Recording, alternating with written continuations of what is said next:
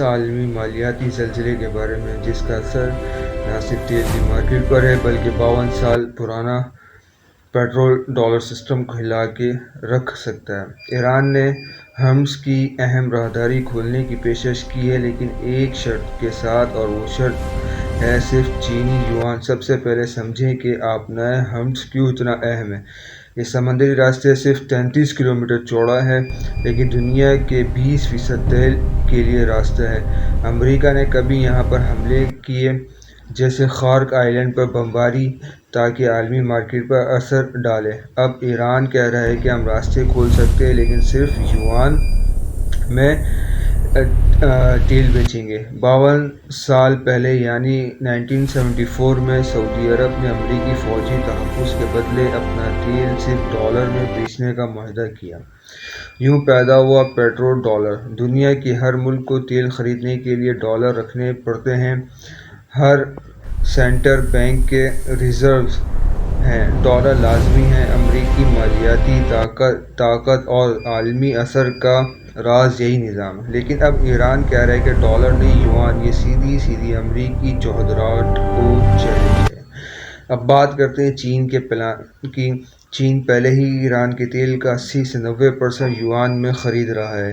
CIPS یعنی China international payment system کے ذریعے 2025 میں CIPS کے ذریعے 175 ٹریلین یوان کی ٹرانزیکشن ہوئی، یعنی 24.5 ٹریلین ڈالر، پچھلے سال سے 43% زیادہ۔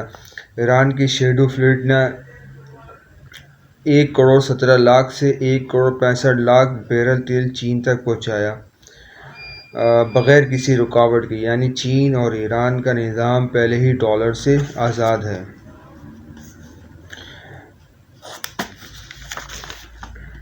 اب دیکھیں مارکیٹ کی دو راہوں کو۔ یوان والا تیل چین اور برکس ممالک کے لیے ایرانی ڈسکاؤنٹ کے ساتھ برنٹ سے 9 سے 12 ڈالر سستا۔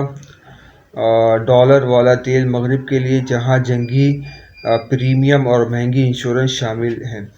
ایک ہی بیرل، دو قیمتیں، ایک ہی راستے، دو کرنسیاں، یہ ہے عالمی مالیاتی تقسیم میں بریک تھرو۔ تو سوال یہ ہے کہ کیا امریکہ چین پر کسی بڑی معاشی پابندی لگا کر ڈالر کو بچا سکے گا، یا برکس ممالک اور چین نے حقیقت میں کرنسی وار جیت لی ہے؟ یہ وہ جنگ ہے جو صرف تیل کے لیے نہیں بلکہ عالمی مالیاتی طاقت کے لیے ہے۔ اگر ایران اور چین کامیاب ہو گئے تو 52 سالہ پیٹرو ڈالر سسٹم کا خاتمہ ممکن ہے۔ دوستو، یہ وہ لمحہ ہے جب عالمی طاقت کی بنیاد بدل سکتی ہے۔ ہرمز کا راستہ صرف ٹینکرز کے لیے نہیں کھل رہا، یہ صرف یوان کے لیے کھل رہا ہے۔ آپ کیا سوچتے ہیں؟ کیا دنیا ڈالر سے یوان کی طرف منتقل ہو رہی ہے؟ کمنٹ میں اپنی رائے ضرور دیں اور چینل کو سبسکرائب کرنا مت بھولیں۔